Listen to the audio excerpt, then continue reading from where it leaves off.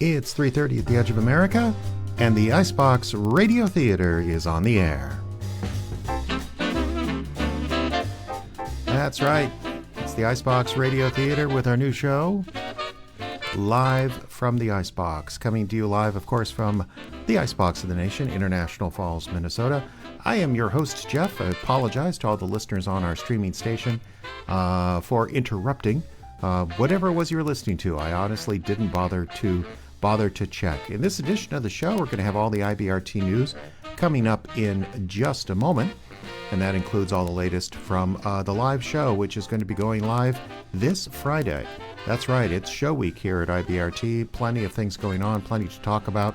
And the theme for the day is mystery. There's going to be a pair of film noir, shouldn't be film noir because there's no image, of noir mysteries. And we haven't done hardboiled detectives here in a while on the program. So I thought I would offer up a very rare edition of Lance Manley, like you've never heard before. And in addition to that, a very, very rare, one in that I haven't heard it before, edition of the Adventures of Phillip Marlowe. That, of course, our old-time radio offering for the day. I'm a little flustered because I'm so excited to be here with you, and also just a little bit tired because I got up early to watch the Olympics. But that doesn't matter because it's time now for Live from the Icebox Radio Theater. And as always, we begin with a word from our sponsor. Madge, what are you doing here? I thought you were going to Aruba, then St. Kitts, then finishing up the month of February in Mexico. It's these darn airlines, Fifi.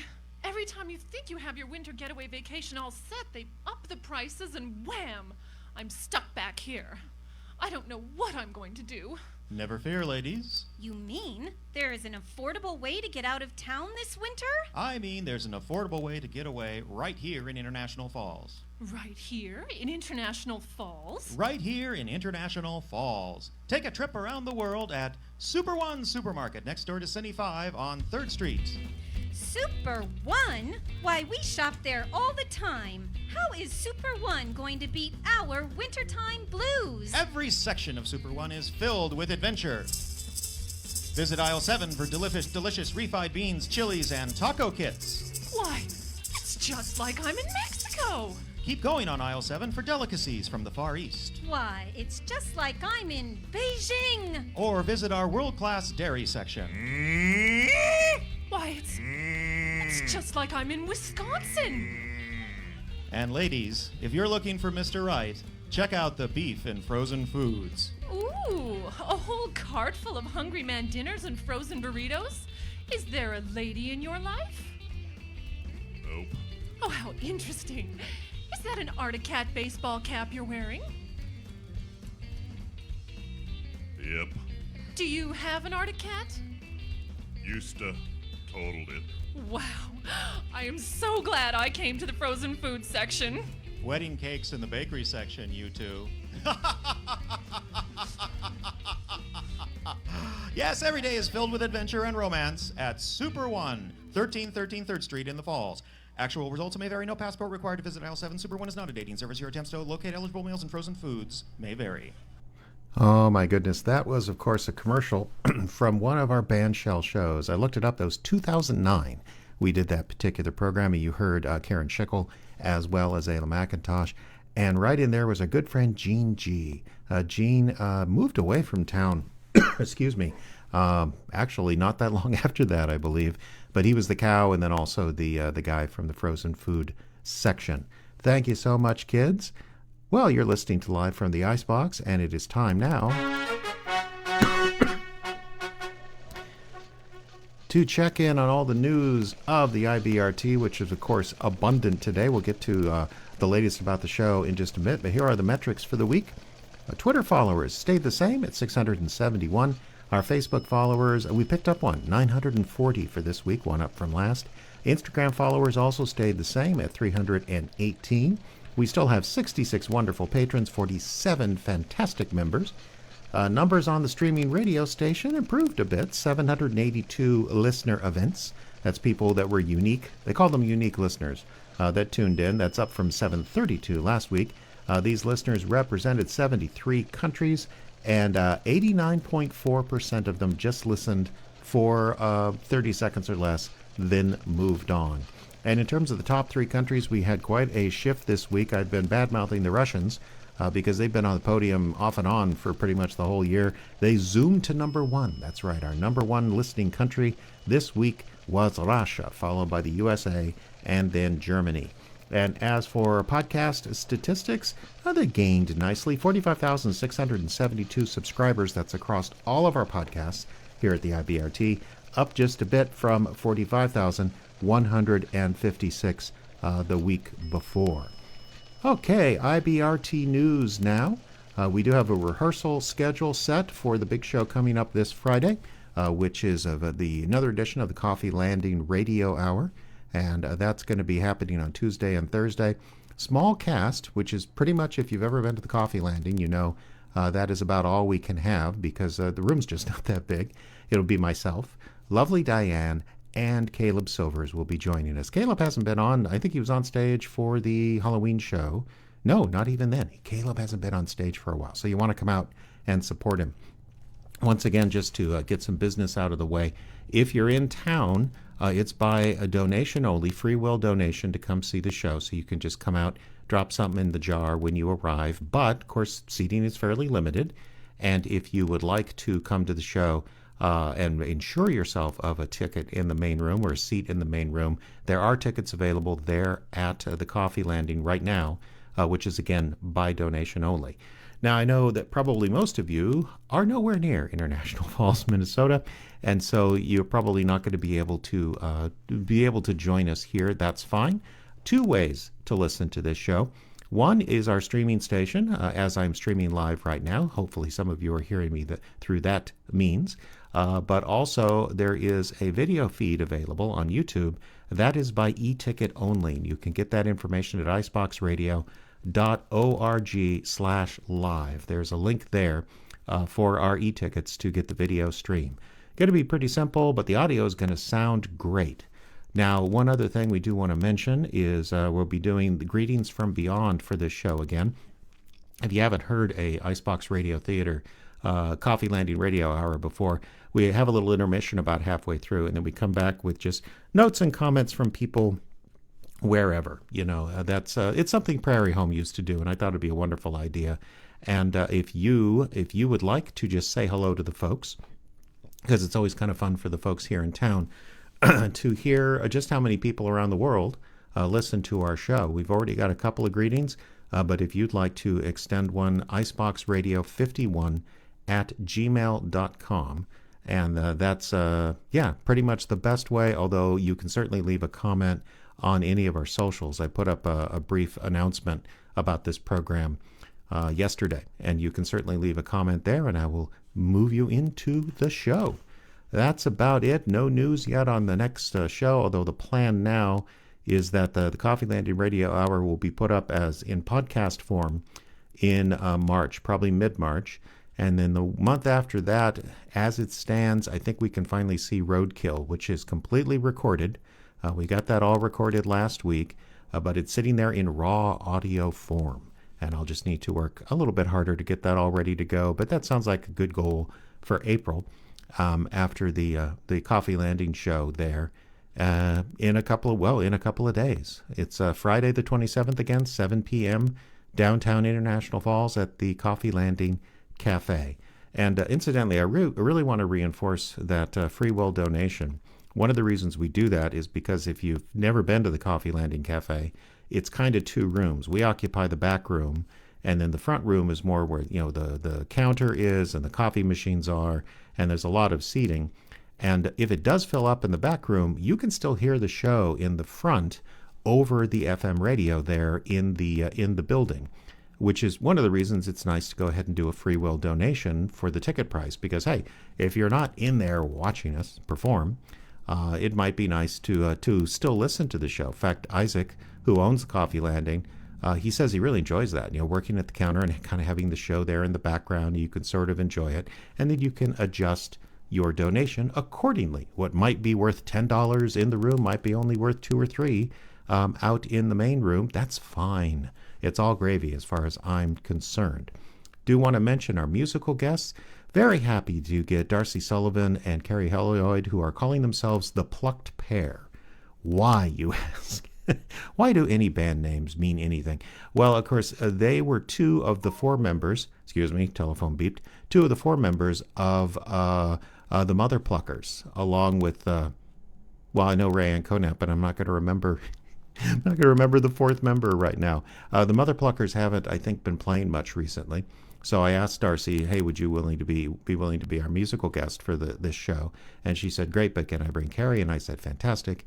And they're going to do a whole lot of wonderful stuff for us. In fact, we do have, coming up here midway through the show, we're going to offer a song from the Mother Pluckers. It was ripped from a live concert they did here at the band shell, or here at the park about 2 years ago. So you get to hear a little bit about the style of music that we can expect from them. So that's pretty good rundown on the next big show, Coffee Landing Radio Hour, coming to you on Friday, February 27th, 7 p.m. Central Time. Okay, as a special treat for our video viewers, which would be here on Facebook Live and also on YouTube, I'm throwing up now the weather. Take a peek outside. It is beautiful sunny here in International Falls, a few wispy clouds in the air. However, when I called up the temperature, because I don't have an automatic thermometer on this image you video viewers are looking at right now, but when I called that up, I realized last week it was 46. Today it's 9. That's right. We're right back into the throes of winter for the next 4 or 5 days. I guess early next week, not next week, but like a week from Monday, we might be looking at some more spring-like temperatures. Spring-like for us, which is more like 38. But thought you would enjoy this wonderful picture of snow in International Falls. Snow and sunshine and 9 degrees. Okay, let's move on now to our main, or our first feature of the evening. This is kind of a special recording to me, and a special recording for you if you've never heard it before, and I'm guessing most of you haven't. Of course, you know Lance Manley, Library Detective, one of our most popular reoccurring characters here on the Icebox Radio Theater, starring, of course, our own Caleb Silvers as Lance Manley, the man who keeps the library safe for everyone. But there was this show, last August in Los Angeles, California, in which we put together a new edition of Lance Manley, or an additional, let's call it a Lance Manley tribute, with some fantastic talent. And it's kind of a longish story how we got there, but maybe I'll tell it a bit later. But I would really like to have you guys enjoy this production of Lance Manley and the Case of the Funhouse Fiasco, because it was recorded at the Little Victory Theater in Burbank, California. It was a co-production between the Icebox Radio Theater and Pranksters, Inc., which is one of the 4 founding members of that company is Rachel Molassig, formerly Rachel Adams. You know her as, what all she was in. She was in Cass and Law. She was in The Ambition Club. She was in Northern Gothic, a lot of plays that you can find here on the various feeds of the Icebox Radio Theater. She's my daughter, okay? And she took the experience she had doing theater and speech and Icebox Radio Theater here in town and translated it into a career in the movies. That's right. Rachel actually works at Monkey Paw Productions. That's Jordan Peele's company now. But last summer, I caught her between jobs. I caught her when she was just actually going through the application process at Monkey Paw, and said, hey, I'm going to be on the coast, as they say, for sort of an extra week because of some scheduling things. Do you want to maybe do a show? And I caught her at exactly the right moment to do that show. And so together we put on an evening of radio that was was very special. If for no other reason than actually our good friend Tom from Los Angeles, Tom Perkins fourth, he got to come in with his daughter, who then started a radio drama group at her high school. So yes, we're spreading the word. Fantastic cast for this show, especially Shane Billings, who look for Shane Billings, Andrew Ledecker, Ali Costa, Chris Malika, Christine Weatherup. All of these people have IMDb pages. They're all professional working actors. And I got to tell you, I had a great time listening to this production. Lance Manley and the Case of the Funhouse Fiasco, complete with 2 Bright commercials. And we're going to play that recording for you now, which is part of our Noir Day here on Live from the Icebox. So let's go back now to a sultry August night in Burbank, California, and the Little Victory Theater. Too Bright, the only book light you can see from outer space, presents Lance Manley, Library Detective. We like our fun down at the public library. It just tends to be of the quiet variety. So when outsiders, that is to say, people who like things a little loud and boisterous, show up, tensions can run high. Take these folks, for example. It was one bright, cheery morning that a traveling carnival, complete with cotton candy and freak show, opened up for business in the vacant lot next door to the public. Normally, I don't begrudge anyone the chance to make a buck, even if it involves wearing spandex and smelling like sawdust. But there were things about this particular carnival that had Boss Lady Effie, myself, and even lovely Nora, the cataloger, up in our collective arms. Feel like tripping the light fantastic? I'll be your dance partner right after this. We'll be back to Lance Manley in just a moment. But first, friends, if your pages are looking darker, if your reading lamp just doesn't seem to be getting the job done anymore, perhaps it's time to invest in your future, your children's future, with a new reading lamp from Too Bright, the former defense contractor that knows illumination. With a Too Bright reading lamp, you not only get a perfectly legible page, but sleek styling, whisper-quiet operation, and the knowledge that the bulb and circuitry in your reading lamp was once used to signal aircraft carriers miles out at sea. And if your local Too Bright dealer has a complete list of local electricians who can affordably upgrade your home's power capacity to accommodate the brightest light you'll ever own. Consult your telephone directory for the Too Bright dealer near you. And now back to Lance Manley, Library Detective. I heard a song once that said life is just a circus. Until recently, I would have gone along with that little chunk of musical wisdom, but now that I've seen a real circus up close, I gotta say I can't see the similarity between their loud and bedazzled life and my relatively quiet existence at the public. But so long as the owner of the vacant lot next door rents to traveling carnivals like Fun Time Shows Incorporated, we at the Bibliothèque are doomed with the occasional carny invasion. The problem stemmed from the fact that we were in a heat wave and carnival work was pretty warm and sweaty. So when the carny folk found a moment to take a break, they developed a fondness for our reading room and its air conditioning. So I says to him, that wasn't Boston. That wasn't even California. And carny folk apparently came with only one volume setting, extra loud. Ain't that a screamer? Oh, you told that story before. No, I didn't. You're crazy. You're crazy, Gus. You're both crazy and you're both too damn loud. Get this guy with a fedora, would ya? Yeah, a regular throwback. Hey, bud, got a nickel for a cup of coffee? I got a bag of nickels. They come in handy with unruly patrons. Get me? Who you calling a patron? Even know what the word means? What if I don't? A patron, as in a patron of this public library. You know, someone who selects a book from the shelves and reads quietly. Or even better, leaves. What's it to ya, bub? I'm in charge of security around this place, and you two, in fact, every grab and ride jock that comes in here breaks the one cardinal rule. No loud talking. Security, huh? Like a detective? Exactly like a detective. Well, get this, Seamus. This is a public building and it's hot outside. My compatriot and I just want to cool off for a while. That's all right, ain't it? Did you hear the part where I said quietly? And for God's sake, keep your shoes on. Quite the school mom, this character. Yeah, school marm. Hey, Gus, Yeah. what's a marm? Now, see, if you'd read a book once in a while, you'd know that. Too high a price to pay. Leave us alone, Manley. We're not bothering anybody, and you don't look like a librarian to me. So why don't you take your act on the road? Oh, but boys, you haven't seen my act. Let me show you. What are you... Let me go! I call this my strongman routine. I grab two miscreants by the collar and see how far I can throw them. Well, that'd be pretty cool. Will I go farther if I curl up into a ball? Only one way to find out. Lance, what's with all the noise? The garden club is meeting downstairs and they say you're wilting the petals. Sorry, Nora. Let me deal with this and I'll go down and apologize. Wait a minute. Nora? Little Nora? What? Who are you? It is you, little nimble Nora, as I live and breathe. It's me, Gus, from the Iowa tour, summer of '07. Oh, yeah. Hi, Gus.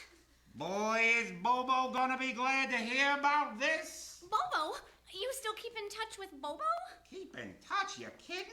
He runs the crew that sets up next door. Oh, Bobo is next door? Sure. Right now? Sure. Wait till he hears you're here. He'll smear his makeup. Yeah. Yeah, I gotta go, supervise the garden club. Thanks for taking care of this, Lance. All right, buddy. Give. What was that all about? Who's Bobo? Easy, Seamus.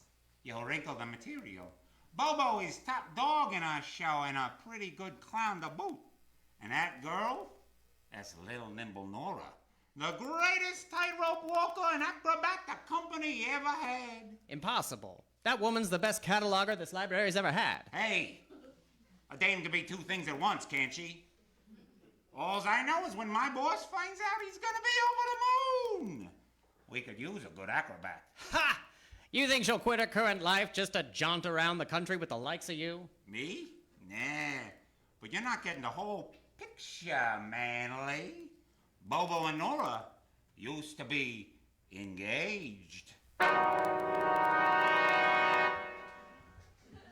I hate to admit it, but that statement shocked me so much I dropped my carny. And before I could snatch the two of them up and get more info, they'd scurried out the door and were gone, leaving me with nothing but a fistful of questions. Luckily, I knew right where the answers were hiding.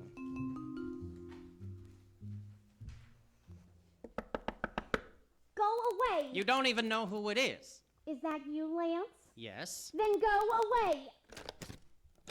Oh, you don't listen so good, do ya? And you don't hide so good. I'm not hiding. I'm just making myself scarce to avoid this conversation. And what conversation's that? Oh, don't toy with me, Lance. You know what I'm talking about, and I'll save you the trouble of asking.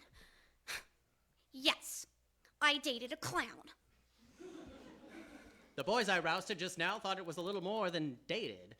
Tell me, did his horn honk when he got down on one knee? Did he get the ring from a Cracker Jack? Oh, you're enjoying this, ain't ya? A little.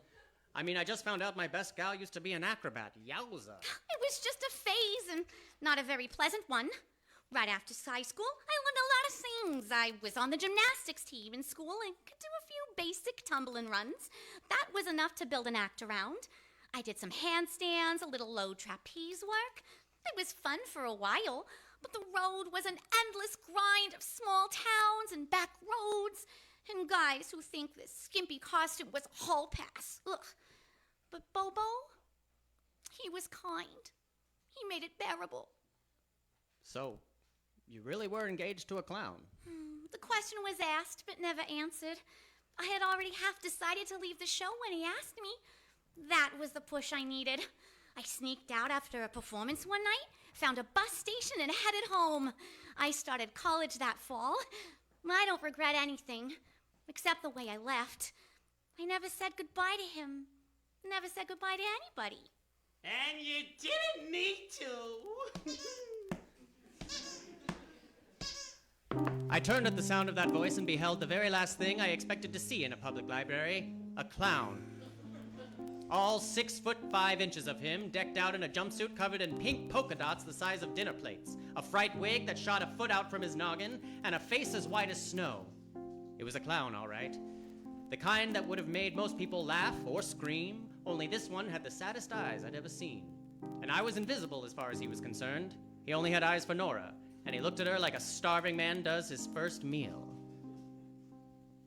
Hello, Bobo. Nora, my sweet, it is an undivided pleasure to see you once again. I only half believed it when Gus told me the news. You look good, kid. And you look just the same. Clowns don't change, sweetheart. You know that. Yes, I do. Oh, This is Lance Manley. He works here with me. How do you do, Lance? Put her there. There's not a joy buzzer in that mitt, is there? Of course not. That's hack. Outdated. No subtlety. Come on, shake hands. All right. Gotcha! Miniature whoopee cushion, patent pending. Right. Well, kids, you have a lot of catching up to do, I'm sure. I'll just make myself scarce. Oh, wait, Lance. Bobo, why are you here? Can't an old clown look up his best girl? I'm sorry the way I left things, but I'm nobody's girl. And I'm happy here at the library. There's always a place for you in the show, you know. Thank you, but the answer is no. The circus was fun for 18-year-old me, but there's been a lot of summer since then. My trapeze days are far behind me. But I do want to say sorry. Sorry for how I left. That's all right. I didn't really expect you to say yes to my proposal. I just figured if I didn't at least try, I'd kick myself. And kick myself. And kick myself.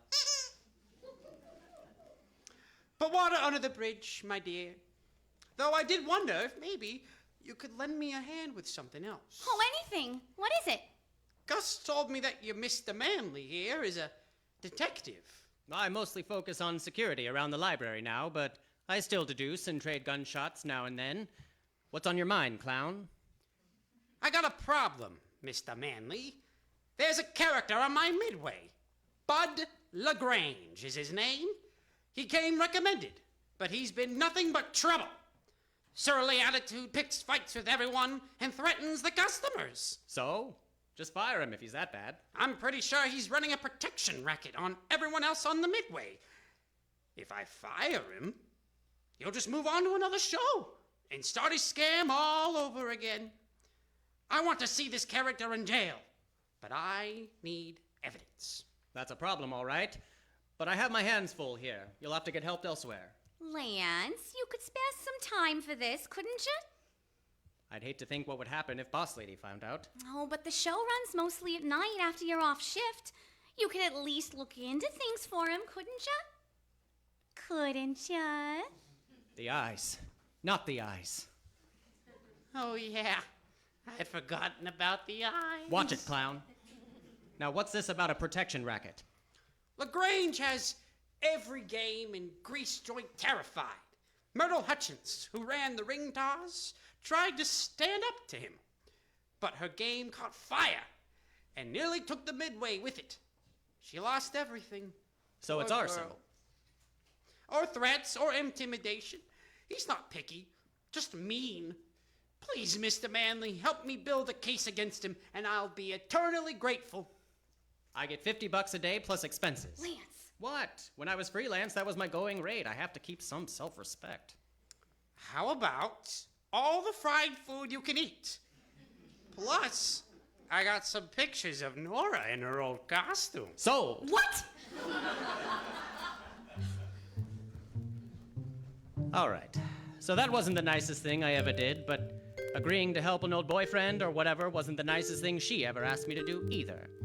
I found my way onto the midway in the booth of one Bud LaGrange. He ran a shooting gallery game that was situated in a prime spot right near the ticket booth. I took advantage of my pay arrangement in the form of 2 corn dogs and leaned up against a telephone pole to observe my quarry. Bud LaGrange was made to order for the part of Surly Carney. Middle-aged, big and lumpy all over with a sweat-stained boater atop his head. I watched as he dished out insults and threats in equal measure to the customers. His game was a classic. Air rifles shot at metal targets, mostly in the shape of ducks and battleships that shunted back and forth, teasing the customers. As I watched, a long line of teenage boys tried to impress their dates with their marksmanship. Funny how few of them succeeded. Finally, after a good half hour of watching, I crossed the dirt lot and plunked down my 4 bits for a chance to play. Made up your mind, I see. What's that? I say, you made up your mind at last. You've been leaning on that pole so long, I thought you were growing out of it. Just passing the time of day. This gun good? All the same, bud. All the same. Oh, yeah? Funny. Feels like it pulls a little to the left. Almost like it was sighted that way intentionally. Smart guy, huh? Not particularly. Well, we have a winner. Pretty easy once you know how to aim an inch to the right. It is, ain't it? Now beat it. Don't I get a prize? Picky. You're entitled to anything from the top row. Give me that funny-looking bird up there. My girl has a thing for pigeons. I'll bet. Of course. You might too, right, LaGrange? Do I know you? No. I'm just doing a favor for a friend. You might know the friend as Nimble Nora, used to do acrobatics for the show. I wasn't with this crew then, but I heard of her. What about her? She's a little worried things aren't all Jake around here. Word is someone is strong-arming the Midway folk, demanding protection and starting fires. It's not healthy to ask questions like that. Not around here, anyway. Dangerous? Very. That's all right. I got a box of Band-Aids back at the office. Band-Aids. That's funny. As if what happens around here can be fixed with a Band-Aid. A sling, then. Or maybe a casket? I'm gonna remember you, Mac. You gonna play again? Give me the bird. That's enough. And move along. Not safe hanging around shooting galleries, if you know what I mean. I'll see you, LaGrange. And take some pliers to those sights, will you? The customers deserve a sporting chance. Bud LaGrange said goodbye with a phrase I can't repeat, and I strolled away, a stuffed bird under my arm and my head full of questions. I moved down the Midway, talking to whomever talked to me, which wasn't many. The general sense I got was that these people were scared, and any time I brought up words like protection racket or threats, they practically shut down their booths and hid. Something was going on here, all right, but Bud LaGrange had been cagey enough to avoid even the suggestion that he had anything to do with it. So I headed back to the public to have a think. The staff door was near the back, and since we'd already closed for the night, I headed there and got out my key. As I got close, I got the shock of my life. A body, a particularly lovely body, lay on the sidewalk right in front of the door. I rushed to her. Nora! Oh. My God, what did they do to you? Oh, the wheel in my ear. Oh, my head. Sorry. Let's get you inside. Thanks, Lance. Come here, over to the table. Yeah, I could use a sit down. Now, tell me, what happened? I don't know. I locked up for the night, then remembered some paperwork I meant to take home. I turned back to unlock the staff door, and wham! The lights went out. Did you see anything? How about the time? No, he sneaked up on me real good. I did glance at my watch right before I put my key in the lock, though. 8:27. That's only 3 minutes ago. That means he had you on the ground when he heard me coming. No, saved me again, eh, Flatfoot? Don't even joke about that. Come on, I'm gonna take you home. I can make it, Lance. No doubt you can, but concussions are nothing to mess with. I want you safe in bed behind 3 or 4 locked doors as soon as possible. You know something. What is it? I started asking around the carnival tonight. Everyone there is scared. Now, someone clocks you with the intent to whatever? A bit of a long coincidence, isn't it? It is.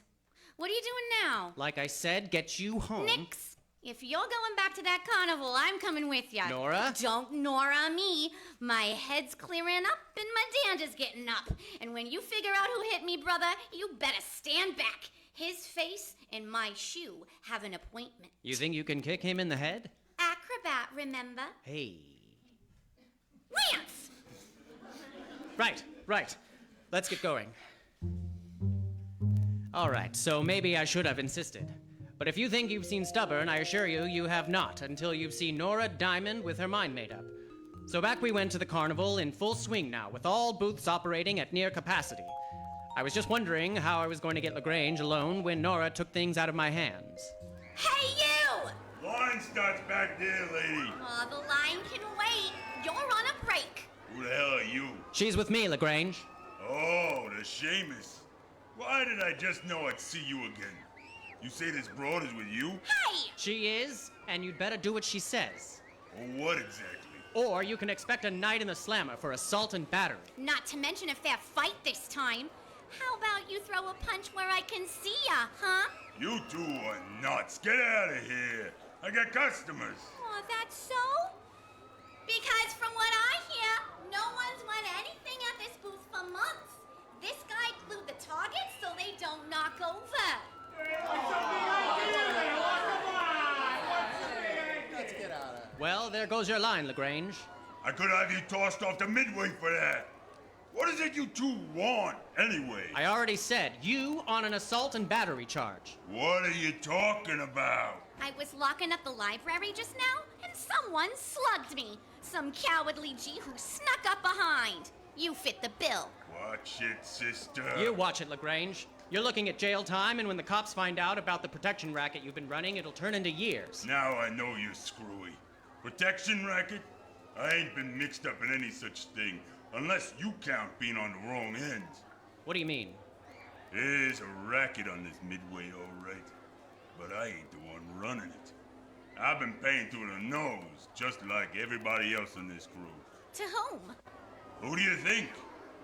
The boss. Bobo? Of course, Bobo. Who else can get away with it? The company says he can only take 20% of our take to cover costs. But he finds a way to double or even triple that. And if anyone dares complain, their stall has a little fire problem. Oh, I don't believe it. You're a little nimble Nora, right? We haven't known Bobo for years. That clown act is just for show. Inside, he's as hard-hearted as any carny ever lived. And as for hitting you, sweetheart, I haven't moved from this stool for 4 hours. Ask anyone on the Midway. They're a witness. Why should we believe you? Don't. I don't care. But maybe, before you scare any more of my customers, you should have a little chat with Bobo. Now, if you'll excuse me. Step right up, folks. Every target's worth a prize. What do you think, Lance? I don't know. He's irritable, unpleasant, and nasty, but none of those things make him a liar. Besides, what motive would he have for hitting you? Well, why would Bobo for that matter? Why, indeed. Hey, there he is. Who, Bobo? Oh, yes, I see him. Over there, running into the funhouse. Come on. Down the Midway, about 20 yards, an old funhouse leaned precariously against the wind. It was a freestanding structure, and the garish paintings on the outside promised customers a rotating tunnel, plenty of disorienting flashing lights, and a house of mirrors. As the two of us ran toward it, a tall figure in a familiar polka-dotted clown suit slipped into a nearly hidden side door and disappeared inside. Is there a back entrance to that thing, Angel? How should I know? I haven't worked here in years. All right. You circle around back, see if there's one. I'll go in the front door and see if I can corner a clown. Oh, be careful, Lance. If what LaGrange said is true, there's a lot more to Bobo than orange feet. Big orange. Hey, that's right. He did have big feet, didn't he? Big feet that honked. So? Never mind, Precious. Just be careful. You too. I watched as Nora disappeared around the other side of the building, then I walked up the steps, and through the door I'd seen the clown enter.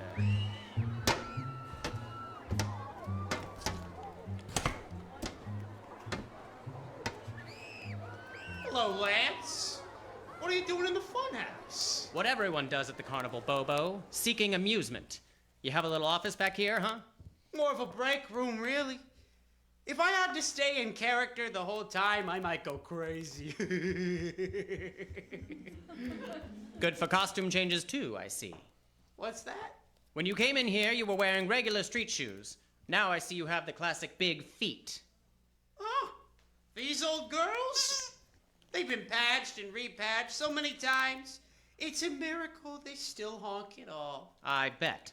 Tough to go quiet with those big boys on. Tough to sneak up on someone. Take a look at me, Lance. I'm in full clown regalia. I haven't snuck up on anyone since Clinton was president. Normally, sure, but tonight maybe? Say, about an hour ago? What are you implying? We had a little accident over at the library. Someone hit Nora on the head. Oh my! Who would do such a thing? I don't know. Maybe someone she abandoned years ago? Someone whose heart she broke? It was LaGrange. He was the one. He has no motive. and he was in his stall all evening. Then it was somebody else. Probably the one running protection rackets on the midway. I couldn't agree more. And, as a matter of fact, I'm down to one suspect. I see. I'm glad to hear it. I trust you've had your fair share of elephant ears and corn dogs? I have. Then, maybe, you should wash them down! So long, Flatfoot! A seltzer bottle. Could you believe it? The clown hit me with a seltzer bottle and I never saw it coming. I ran out of the tiny office and into the fun house proper. The lights were out, and despite what they called this place, it felt more like a spook house to me. I slipped into the House of Mirrors. You'll never find me in here, Flatfoot! Why don't you take your free corn dogs and call it a day? Because you hit Nora, that's why. Why'd you do it, clown? If you loved her like I loved her, you'd understand. So what is your plan? Kidnapping? Murder? Do I really look like a guy who has a plan, Lance? You look like a guy who has jail in his future. It's over, Bobo. The rackets, the job with the carnival, all of it. That's what you think. I'll slip away into the night and find some other show to run. You'll see. The back door. Nora! I sprinted around a Candyland diorama and got lucky. Bobo had left the emergency exit swinging open, and the light of the moon helped me find the doorway. When I got outside, I found the clown out cold, the footprint of Nora's pump tattooed to the side of his head. Nora, wincing in pain, stood over him. Nora, sweetheart, did he hurt you?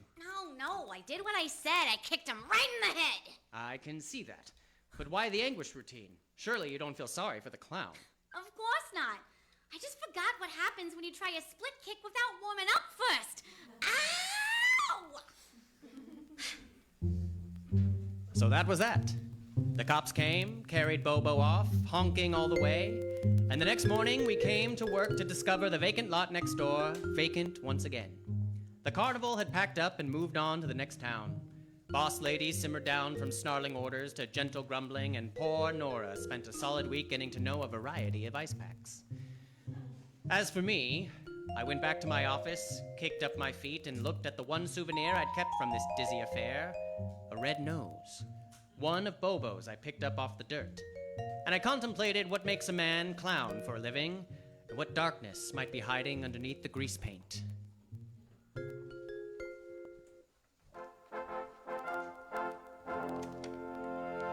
This has been Lance Manley, Library Detective, brought to you by Too Bright.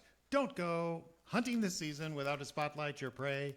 That's bright enough to blind your prey. They do it to you if they have the chance. Lance Manley, ladies and gentlemen.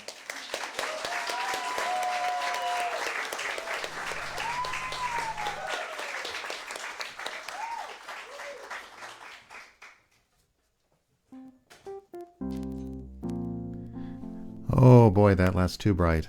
I'll let you a little behind the scenes. That was, of course, me doing the sound effects, as also doing the Too Bright announcer. And we had planned to change the commercial to another tagline at the end of the play, and realized I never actually changed my script. So I got to the end, looked up, and realized, oh, this isn't the one we've been rehearsing for 2 weeks. But whatever the case, that was Lance Manley and the Case of the Funhouse Fiasco Los Angeles version. There's, of course, a classic version, International Falls version with Caleb Silvers and Ayla McIntosh, but that was an awful lot of fun. Had a great time doing that show last August, and I hope we can do that again very soon. We'll be back to the Live from the Icebox program with a song from the Mother Pluckers right after this. The Coffee Landing Cafe, an International Falls institution right there at 444 3rd Street, is a small-town cafe and a big city espresso bar. Whether you're passing through town on your way to the lake or settling in for a long chat, Coffee Landing has a comfortable, warm atmosphere to make your day bright. There's a full menu with breakfast served all day. The kitchen does close at 3 p.m. though. Daily specials and a menu of locally roasted coffee and tea, both hot and on ice, to fit any palate. And the bakery. Why, just this week, the bakers of Coffee Landing featured blueberry streusel muffins, peanut butter lovers cookies, and cotton candy cookies. And there's something different in the baker's case every day. Yes, there's always a reason to make your first stop the Coffee Landing, 444 3rd Street in the Falls. Is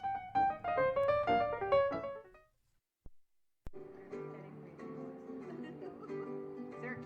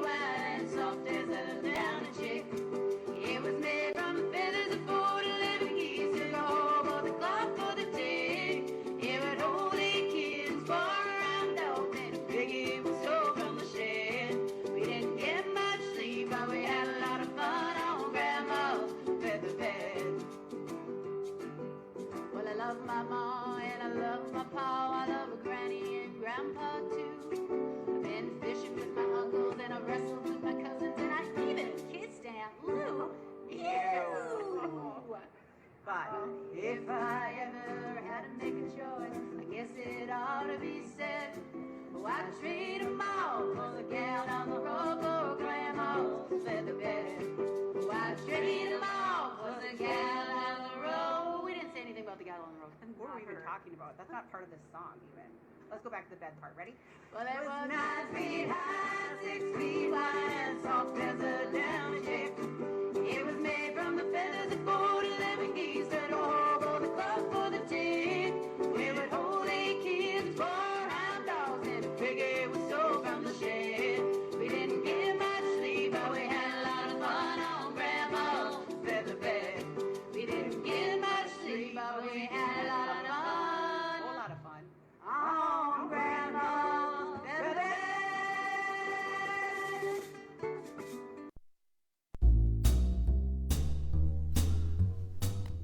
Well, that was the Mother Pluckers from, gosh, I think it was about 2024, so a couple years ago now. Sorry about the audio quality, but they haven't recorded anything. But if you'd like to hear more from at least half the group, Darcy and Carrie will be playing as part of the Coffee Landing Radio Hour, and that is coming up on this Friday, right here in International Falls. For those of you nearby, for those of you who can't make it, we're going to be streaming live on the radio station and live video on Facebook. For information about that, go to iceboxradio.org/live. Okay, as you can tell by the music, it is time to go to our old-time radio offering of the evening, and this is a treat for me because I've never actually heard this episode, but it was recommended to me, so I said, okay, if we're going to do Lance Manley, we have to do another hard-boiled detective to go with, and there is no better hard-boiled detective, of course, than Phillip Marlowe, the creation of Raymond Chandler, one of my favorite authors. I've read all of his books multiple times, I think. And actually, the Lance Manley Evening in Los Angeles that you just heard part of, another play in the second half of that was of Phillip Marlowe, The Adventures of Phillip Marlowe, entitled Red Wind. Chris Malika was our Marlowe, and it was absolutely fantastic. But this particular one was recommended. Its title is The Girl from Pitchfork Corners, and it was originally broadcast on July the 5th, 1950, starring Gerald Moore. Gerald Moore did a lot of radio detectives back in the day, and we're going to be listening now to one from, as I say, 1950, relatively late in the classic radio category, but I'm looking forward to this. Hope you are too. I'll come back at the end to talk a little bit about this episode, but here's Gerald Moore as Phillip Marlowe in The Girl from Pitchfork Corners. Get this and get it straight. Crime is a sucker's road, and those who travel it wind up in the gutter, the prison, or the grave. There's no other end, but they never learn. Wrigley's Spearmint Chewing Gum, the refreshing, delicious treat that gives you chewing enjoyment, presents for your listening enjoyment Raymond Chandler's most famous character in The Adventures of Phillip Marlowe.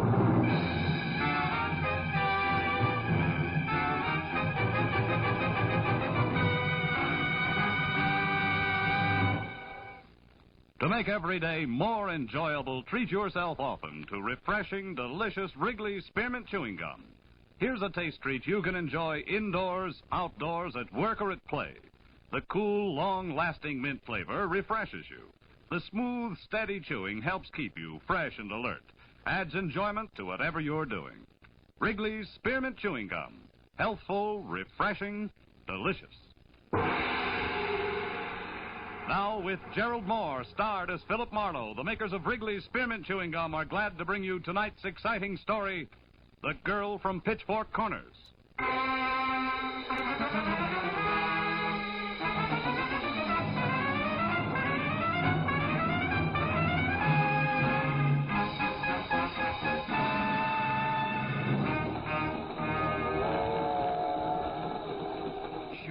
I'm sure what I'm saying. Do I look like I'm wearing blinkers?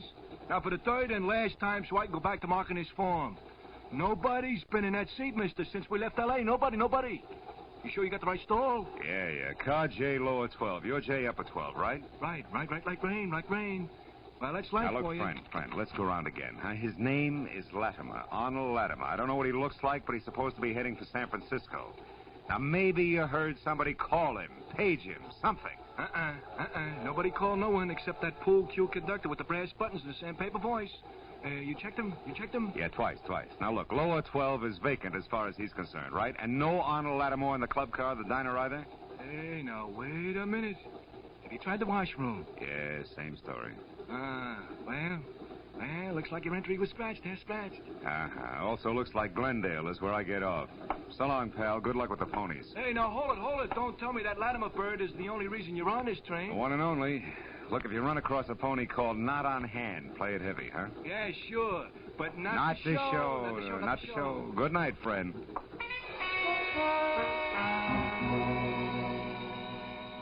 I waited on the platform at Glendale until the chrome streamliner had glided out with car J, lower 12, still empty.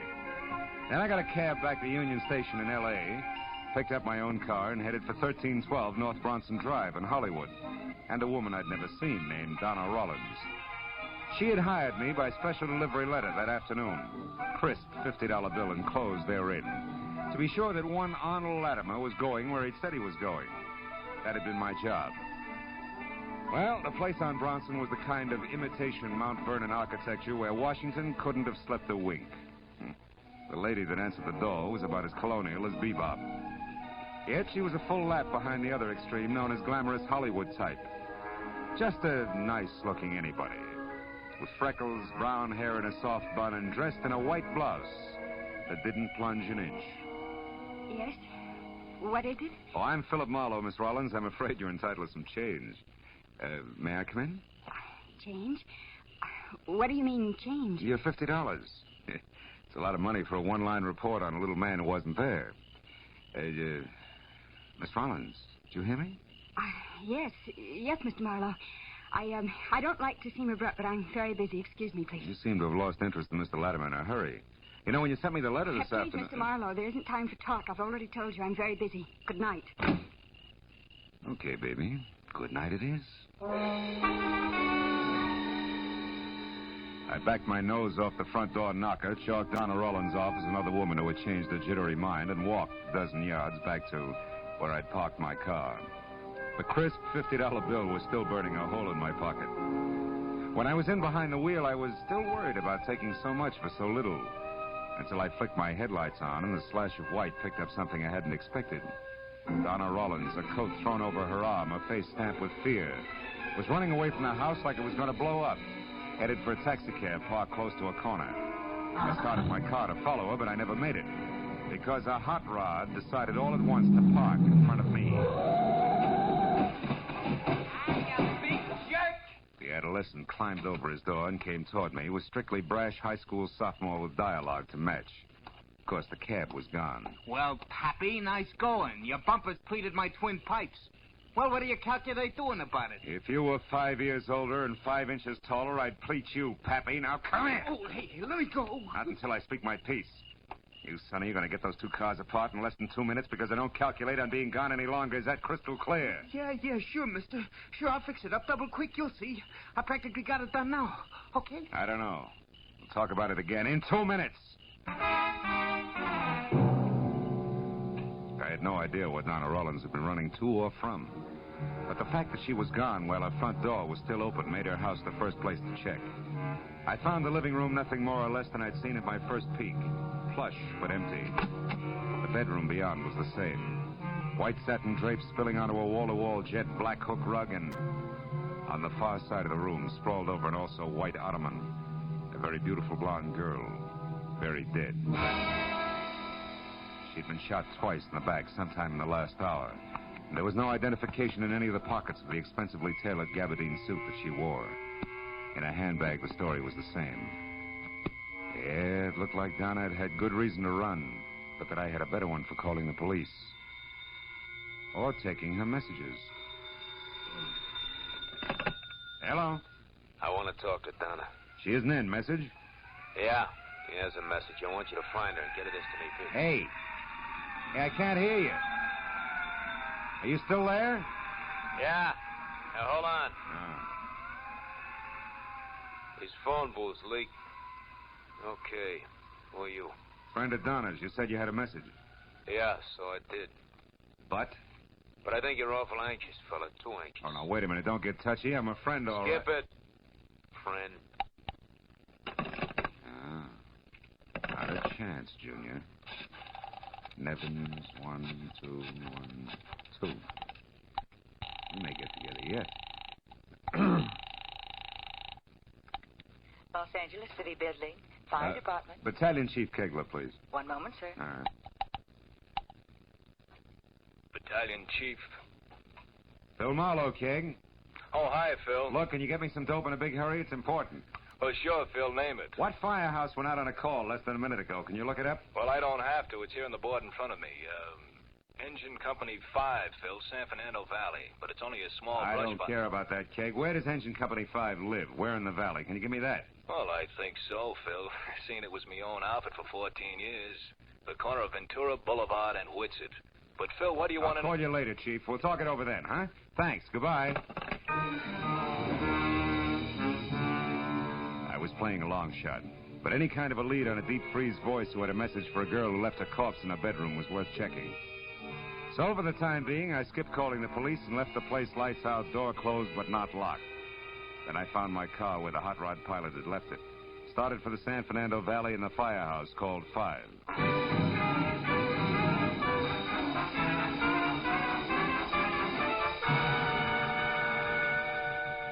20 minutes later, when I was there and out of my car, I came face to face with my second break. The only payphone within a half block of the engine company was at an all-night open-air hot dog stand. And the attendant on hand, the girl with the kind of arched eyebrows that left her looking constantly surprised, had an A1 memory. I most certainly do remember the party you're talking of, mister, most certainly, and for two especially good reasons. Like what, honey? Like top and bottom, hair and shoes are referred to. Oh. The former, red, like this ketchup here, and the latter, suede and yellow, no less. And he was the... Yeah, excuse me. Yeah, sure. Well, let's say, Chris. Hot dogs, Bessie. You pick it with your own dainty fingers. Yeah, with my own dainty fingers. Really, Chris, you say the same thing every night. It gets to be very...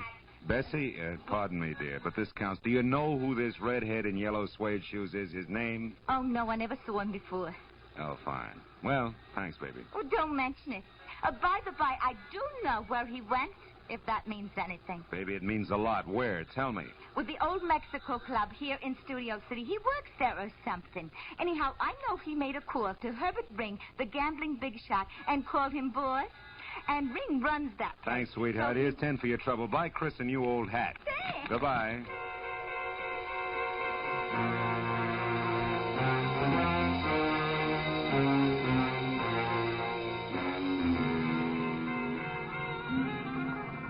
The Old Mexico Club was phony south of the border. From authentic Latin American rumba team I'd seen billed as Mr. and Mrs. Buck and Wing a month ago at the policeman's ball, to a life-size painting of a bullfighter who had his cape thrown over the wrong shoulder. It was strictly second-rate, all the way down and back up the line to the proprietor himself, Herbert Ring, an almost smooth, almost big bookmaker whom I knew slightly. I found him at a corner table, huddled over a glass of milk, listening hard to none other than the redhead with the gaily colored feet. When I stepped up to them, the conversation broke off sharply. Well. Hi, Phil. What's new, boy? Oh, nothing much, Herb. Outside of a job I just landed. A girl named Donna Rollins. Quiet, Larry. Excuse us, won't you? Sit down, Phil, sit down. Mr. Marlowe, Larry. How are you? I'll be at the bar, boy. He's not so friendly, Phil. The evasive type, if you know what I mean. Yeah. Evasive like Arnold Latimer, maybe? Who's that, Phil? Now, listen, Herb, I'm trying it straight. Donna Rollins and you, what's the tie? I forget. Your angle? Right now, curiosity and a corpse, no more. Oh, somebody's dead, huh? Where? I forget. Round two, Herbie. Yeah. Okay, Phil, you got as much good sense as you have nerve. Thanks. I'll try it straight for a while. A certain party has me over the barrel. Tonight's the payoff. I plan on making it. That's all. Blackmail? And you're almost happy about it? Oh. Now, look, Herb, you don't expect me... You're thinking like an honest man. Now, turn it over. Huh? I'm stuck, so I pay. Once. Blackmail's your name for it. We call it smart money. And smart money's what we deal in. You follow? Almost. But this certain party, is it Donna Rollins? Marlowe, after what I said about your good sense... Oh, yeah. How straight can you get, huh? Leave it alone, Phil. Good night, boy. I I watched them go as far as the bar and past Larry, who quietly fell in step behind without so much as the command heel. And when they both disappeared into a door marked private, I decided I'd had enough of old Mexico. I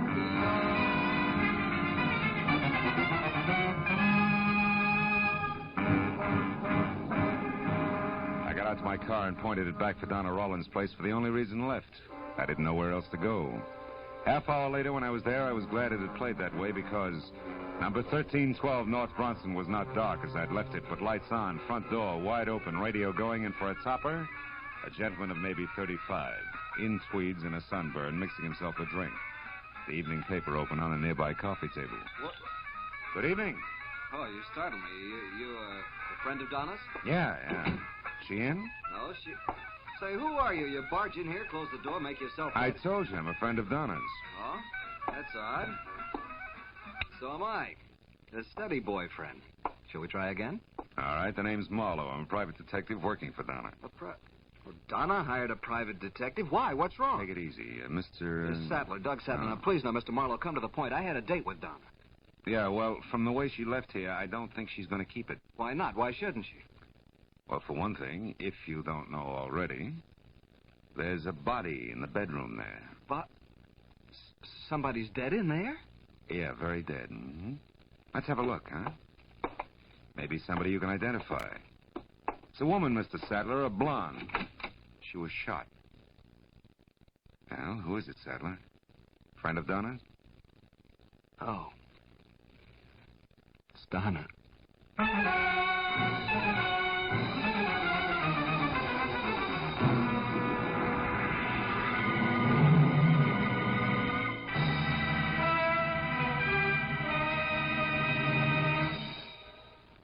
To make every day more enjoyable, treat yourself often to refreshing, delicious Wrigley's Spearmint Chewing Gum. The lively, full-bodied, real mint flavor cools your mouth, moistens your throat, freshens your taste. And the chewing itself gives you a little lift, helps you keep going at your best. So for real chewing enjoyment that's refreshing and long-lasting, always keep Wrigley's Spearmint Chewing Gum handy. Healthful, delicious Wrigley's Spearmint Gum will make every day more enjoyable. Now with our star, Gerald Moore, the second act of Phillip Marlowe and tonight's exciting story, The Girl from Pitchfork Corners.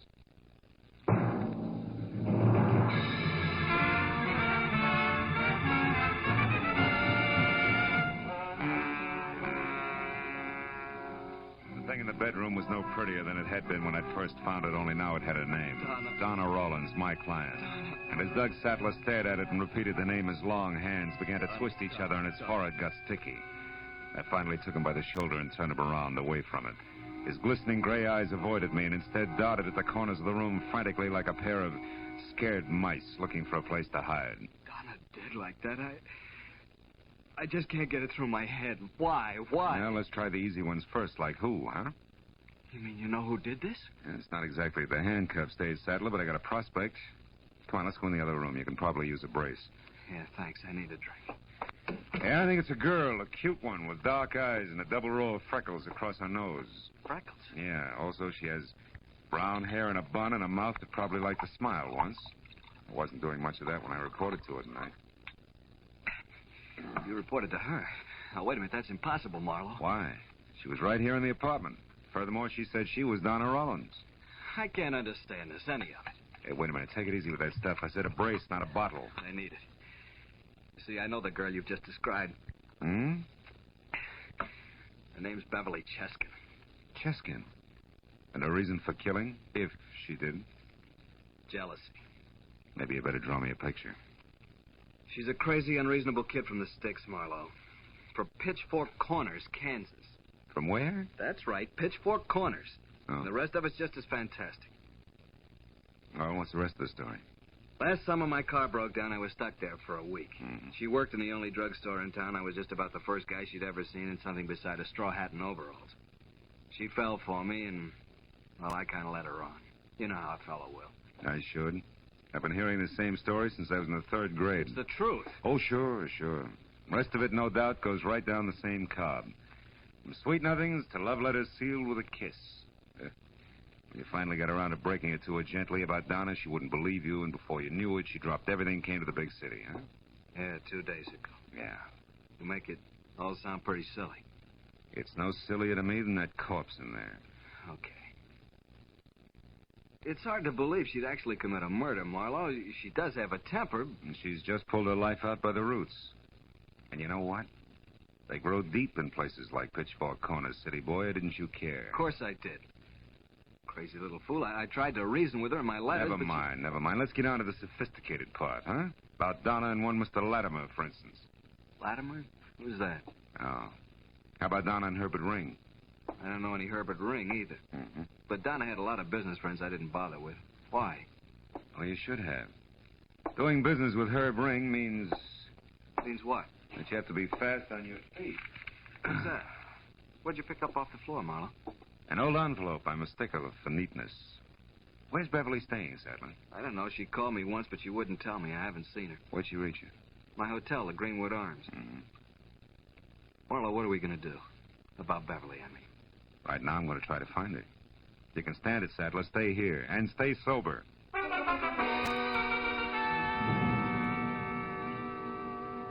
The crumpled envelope I'd found that didn't belong on Donna's floor had come from the Sunflower Motor Court. Qualified as a lead only because the name might appeal to a sentimental Kansan a long way from home.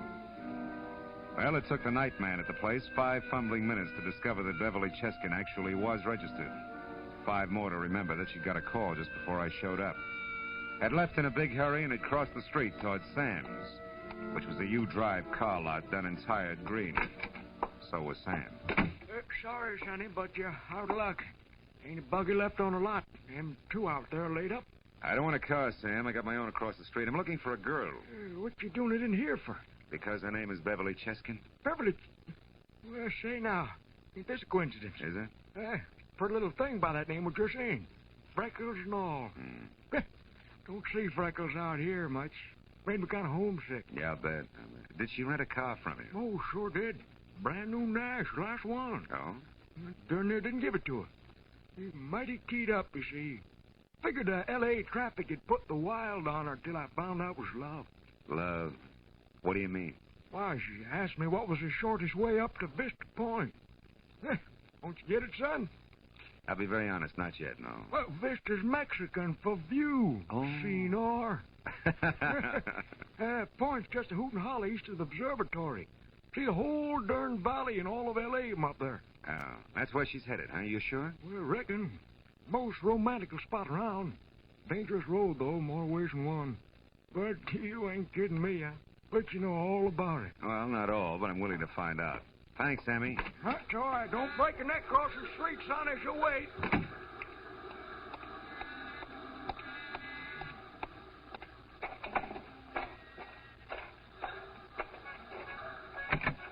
Leave that heap right where it's set, Shamus.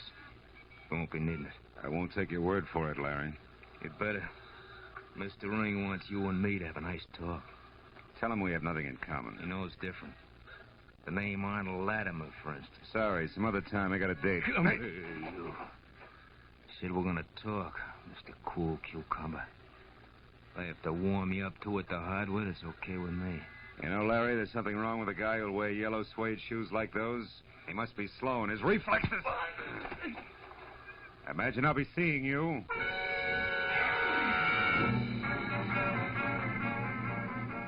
As I headed for Vista Point, 2 ugly facts stood out clearly. First, the only person Beverly Cheskin would rush off to Vista Point for was Doug Sattler. Second, he had to be a liar because he called her just as soon as my back was turned. And they both added up to the same thing, another corpse. The road up from the valley floor was a narrow strip of crumbling concrete as full of twists as a hurt worm. But near the top it leveled off in a series of ragged terraces, grossly overrated as a lover's rendezvous. I pulled off the road, hit my car near a scrub oak, and went the rest of the way up on foot. A cold wind lashed at the manzanita as I worked my way up to the crest.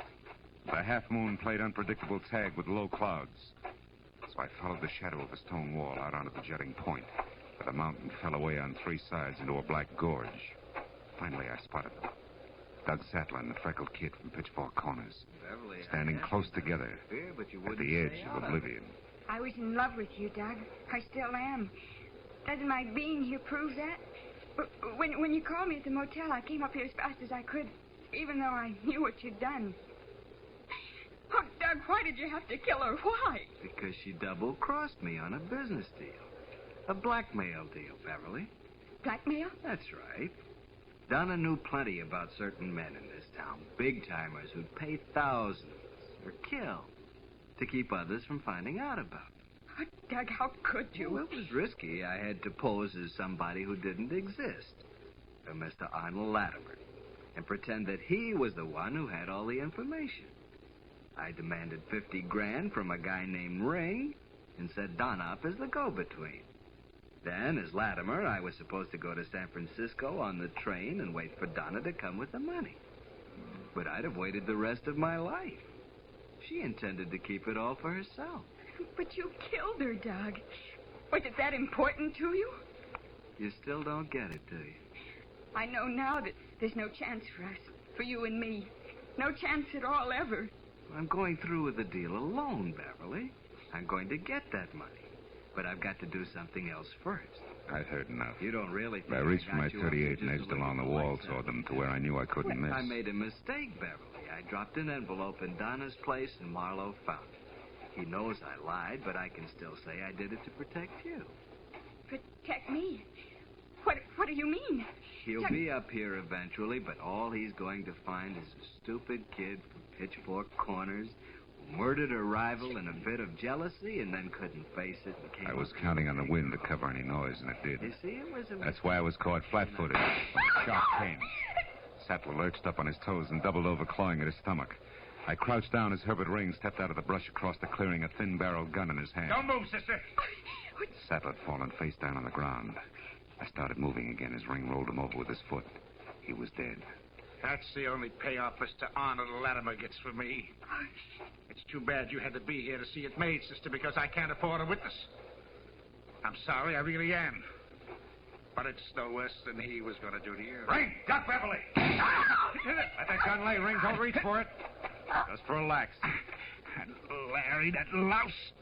He was supposed to... Yeah, it's a little late for tips, Herb. You should have hired a better class of help. Go fry your head. Nobody's perfect. Even you. Yeah, where'd I slip? Too much volume when I talk to Sam? Yeah, that's right, Mouth. I tagged you there, and listen. So you knew where to come, and you heard the rest of it up here, just like I did. You take it, Herb? It's not going to be easy getting you down this hill to a dock. Are you kidding, Shamus? I ain't moving any place. If you know any pretty words, go say them to the lady. She's the one who needs them. They'll go over big in Pitchfork.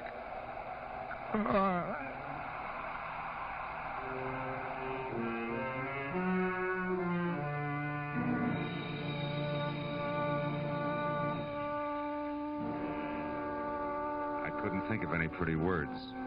Not then, anyway. I let her figure it all out for herself, and she was still at it when we got to police headquarters, where we told the whole story to homicide from start to finish. And finally, when a coroner's crew went up to Vista Point to take Sattler and Ring to the morgue, and a gaunt police secretary with calluses on her mind hammered out the reports, I went over to Beverly, the little country girl, who was looking through a dingy window at the dingy backyard of a city. Are they going to ask any more questions, Mr. Marlowe? No new ones. They've got it all. They just like to repeat to be sure it comes out the same each time. You can't blame them, you know. Well, they're not going to hold you. You can leave tomorrow and go home. Yes, I know, but I'm not going back. I'm going to stay here in Los Angeles. Be sure, baby. It's a big place, lots of people. Awful lot of people. Not if you think about them one at a time. Yeah. Say, Marlowe, you can go now if you want. We'd like to talk to you again, Miss Chester. Will you come in, please? Oh, yes, sir. Well, good night, Phil. Can I call you one of these days? You better. Starting tomorrow.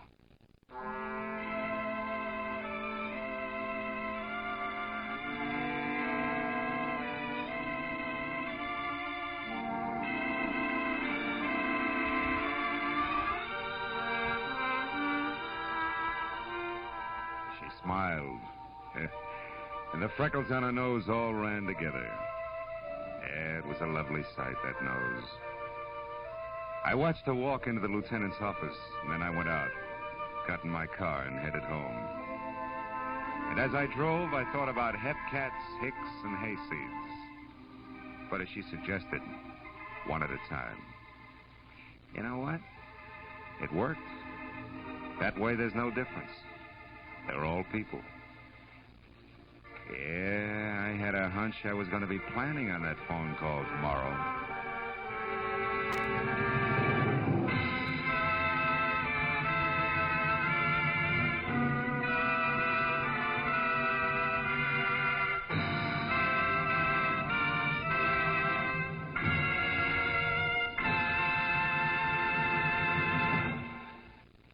Remember, friends, to make every day more enjoyable, treat yourself often to refreshing, delicious Wrigley's Spearmint Chewing Gum. There's lots of cooling, real mint flavor in every stick.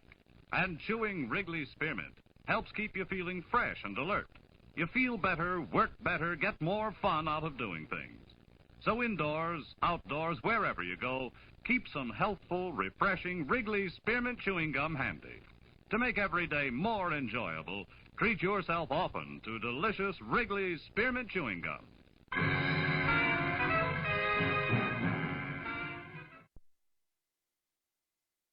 Hasbargen Customs of International Falls is your choice for custom apparel, merchandise, gifts, and more.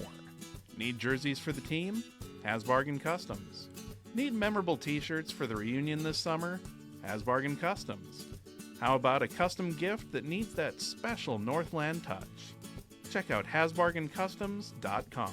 Hasbargen Customs utilizes top-quality inks and the newest technology for printing, embroidery, signage, and more. They're not just t-shirts. Hasbargen Customs offers thousands of merchandise options from clothing to glassware. Bring your own artwork or have Kira make a design for you.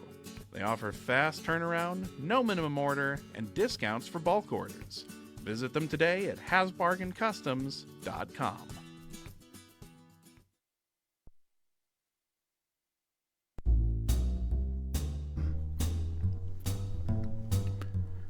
Of course, that was The Adventures of Phillip Marlowe, an adventure called The Girl from Pitchfork Corners. And what a lot of fun it was listening to shows from that particular era, because by 1950, of course, the producers of radio drama, especially network radio drama, like The Adventures of Phillip Marlowe, had really gotten their craft down. I thought the sound design was exceptional, and the mystery was first-rate. Phillip Marlowe was actually one of the first shows on network radio that attempted to have a very realistic, hard-boiled detective character. Before that, mystery stories were, I don't know how to describe them exactly, but not exactly kid stuff, but tended much more towards Agatha Christie than they did the classic American detective story. As I mentioned before, that was from July of 1950. I did want to give some additional credits, actually, to the first part of our show, where we talked a little bit about, where you heard Lance Manley, library detective, with the case of the Funhouse Fiasco, directed by Kaler Myers, who is, of course, one quarter of Pranksters, Inc., which are based right there in Glendale, California, the place where Marlowe got off the train at the beginning of our story. Well, that's probably enough for this edition of the Coffee Landing. For Live from the Icebox. Too many shows. That's what's going on. Too many shows. But remember, you, of course, can hear the Coffee Landing Radio Hour coming up this Friday at 7 p.m. Central Time. If you'd like to hear it, it's going to be on our streaming station. And if you'd like to see the broadcast live, you can for just the cost of a donation. It's a free will donation. Check out how to get your ticket and how to get access at iceboxradio.org/live. Do want to thank specifically Stephen and David and Laura, and I believe John, and Sheila as well, for listening live. Thank you so much, folks. We really, really appreciate it. And I hope you stick around for the whole show.